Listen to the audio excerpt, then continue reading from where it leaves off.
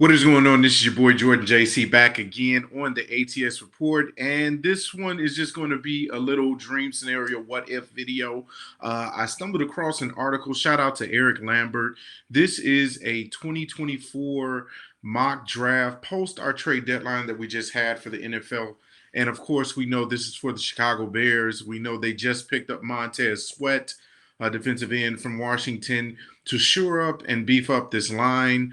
That is a very good first move, great move, especially if we can re-sign him because we gave up that second round pick. So that is the expectation. But let's talk about what we can expect from the Bears in the offseason. Hopefully, right?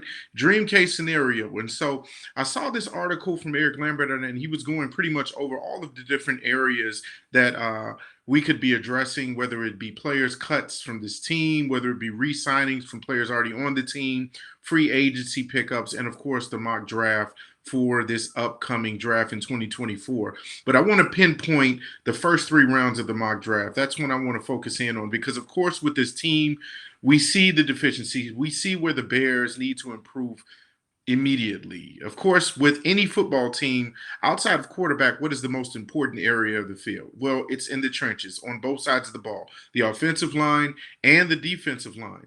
And so now they've addressed that a little bit with Montez Sweat.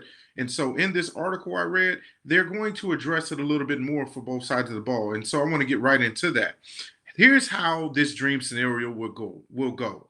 When the Bears are on the clock, and of course we know that the Arizona Cardinals now hold possession of that number one pick, so we're out of the range of that, with the Carolina Panthers beating the Houston Texans this past weekend, I believe 15-12, and so crazy game. But we still have those picks that are in range to get really supreme premier talent, generational talent that can be utilized for years to come on this team. And so going into the draft, we would have ideally the number 2 and the number 3 pick if all things kind of remain the same and the Bears don't somehow have this just breakout season for the rest of the next games for the season. And that's something that I don't really see happening. They could still win a few more games and maybe end at 5-12 or maybe 6-11.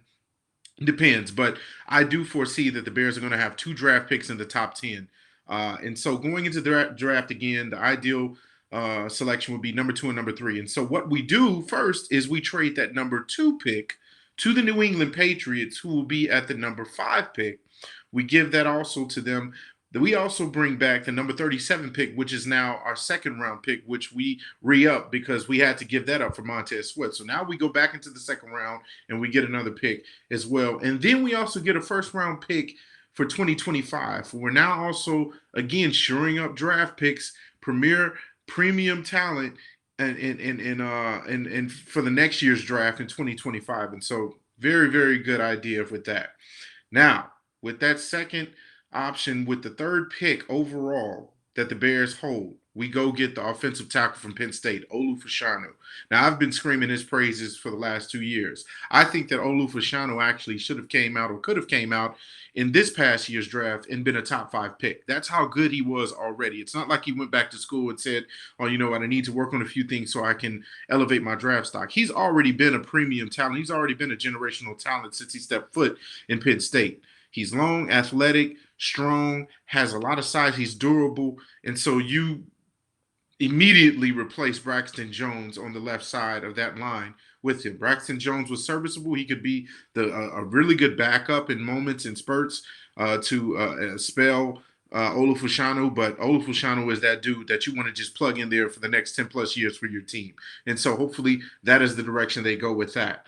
The third pick, we would get Laiatu Latu, who is an edge from, and I hope I'm saying that right, from UCLA. He would be the number 5 pick or the number 5 pick that we get from the Patriots in that trade. Now, this man is a beast. He has a relentless motors. He's explosive off of his get up, very lengthy, has a lot of good size, has good speed, and the man just doesn't know when to stop. So you like somebody who has a good motor, and of course, his stats back up his game as well. 20 sacks in the last 21 games. You can't beat that. That is consistency. That is excelling at your position. And so Latu would be a very, very good pickup to again address the other side of this ball. We know Yannick Ngakoue was picked up before Montez Sweat, but this is somebody that you can build around for the future as well.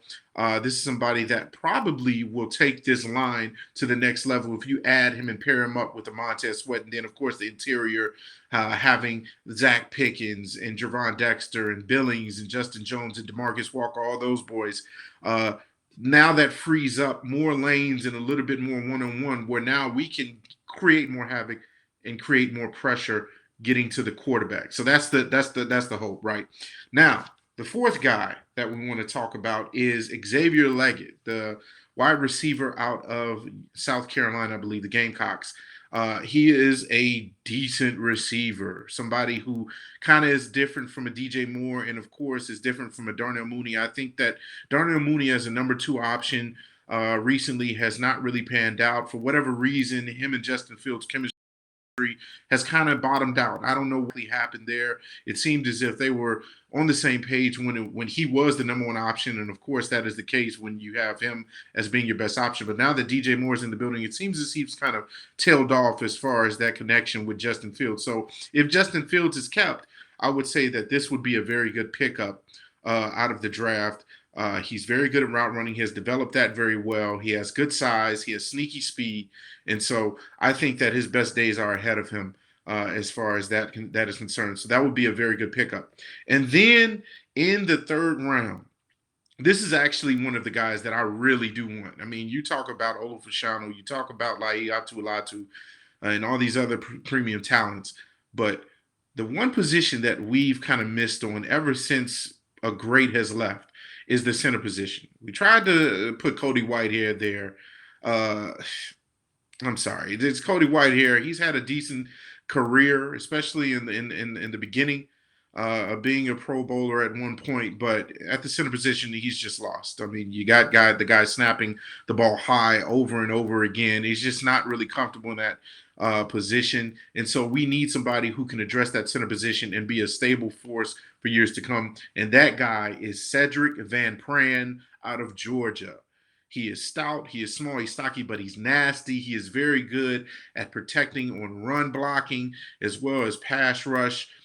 You want to talk about a guy that you could just plug in and be the next great, I think, after Olin Kreutz, because that's pretty much who it would be after that, because there's been nobody at that center position that has been that good since we had Kreutz lead the team. And so Cedric Van Pran is very good. Now you've addressed 4 out of the 5 positions with Fashanu, with Van Pran, with Tevin Jenkins, and with Darnell Wright. That is nasty. That is a good base for your team to work around to develop. And now you talk about the space and the timing that Justin Fields may have if they're going to move forward with Justin Fields come next season. And so I think that starts off very good with that. And then, of course, like I mentioned, Laiatu Latu on the other side of the ball. And so now you've addressed both sides of the ball in the trenches. Of course, some people may say, well, I want Marvin Harrison Jr. with that number 3 pick. Yes, I'm not going to lie. If they go that way, I'm not going to bat an eye. That would be awesome as well. You get a supreme talent. But there's something that can be said about making sure that you fix the most important part of this team outside of quarterback. Because it doesn't matter how much great talent you have around a quarterback, if it's not if the offensive line is not addressed, and you just continue to put bums honestly out there on the line, and they're not consistent, and they're constantly getting hurt, and then you're constantly bringing people in and switching people around on different, it's not going to work. You need stability and you need talent at those positions, on that line.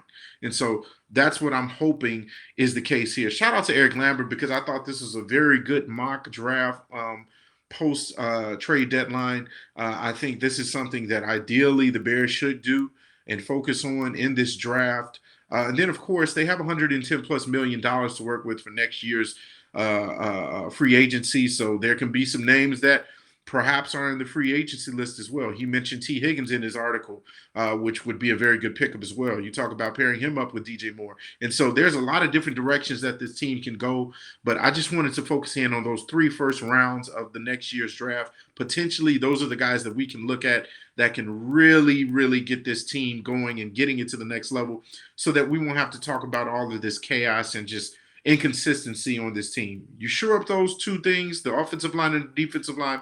Now we're talking about a good team, and now we can address other areas as well. Now you build out of that. And so, how do you guys feel about that? What would be your dream scenario this upcoming off season for the Bears? Do you think that those four guys actually be who they get? Do you think that there's maybe another name? I know a lot of people are going to clamor for Harrison Jr. Like I said, I'm not and nothing wrong with that, but what do they actually need? Leave your comments in the section below. I'll see you guys on the next ATS report.